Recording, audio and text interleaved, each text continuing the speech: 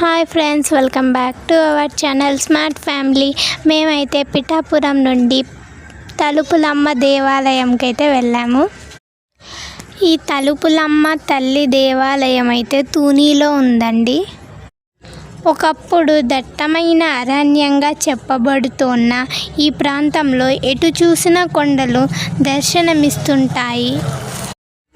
ఈ కొండలలో ఒకదాన్ని దారకొండగాను మరొకదాన్ని తీగకొండగా స్థానికులు పిలుస్తుంటారు. పురాణ గాథ. కృతయుగంలో ఈ ప్రాంతానికి చేరుకున్న అగస్త్య మహర్షి సంధ్యావందనం చేసుకోవాలనుకోగా ఎక్కడ నీటి జాడ కనిపించలేదు.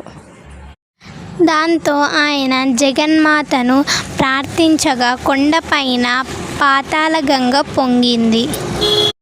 సంధ్యావందనం పూర్తి చేసుకున్న అగస్త్యుడు ఈ ప్రాంతంలోనే కొలువై ఉండమని అమ్మవారిని కోరడంతో ఆయన అభ్యర్థన మేరకు అమ్మవారు ఇక్కడ కొండ గుహల్లో కొలువుదీరింది.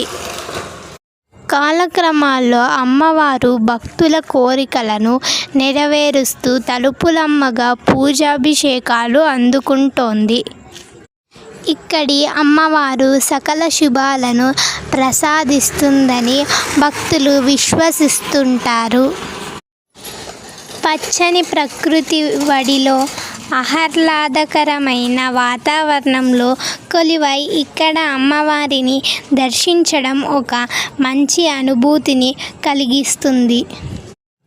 వేలమకొత్తూరు గ్రామం దగ్గరలో ఉంటుందండి.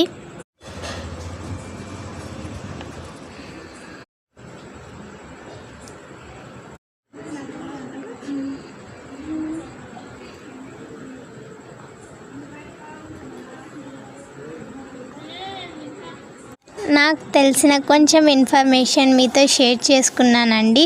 నాకు తెలిసి ఇన్ఫర్మేషన్ మీకు యూస్ఫుల్ అయిందని అనుకుంటున్నాను. నెక్స్ట్ వచ్చేసి ఇక్కడి నుండి మేము విశాఖపట్నం అయితే వెళ్ళాము, అంటే సింహాచలంకి. ఆ వీడియో కూడా అప్లోడ్ చేస్తాను. మీకు ఈ వీడియో నచ్చితే ఒక లైక్ చేయండి, షేర్ చేయండి, కామెంట్ చేయండి, సబ్స్క్రైబ్ చేసుకోవడం మాత్రం మర్చిపోవద్దు. Thank you for watching.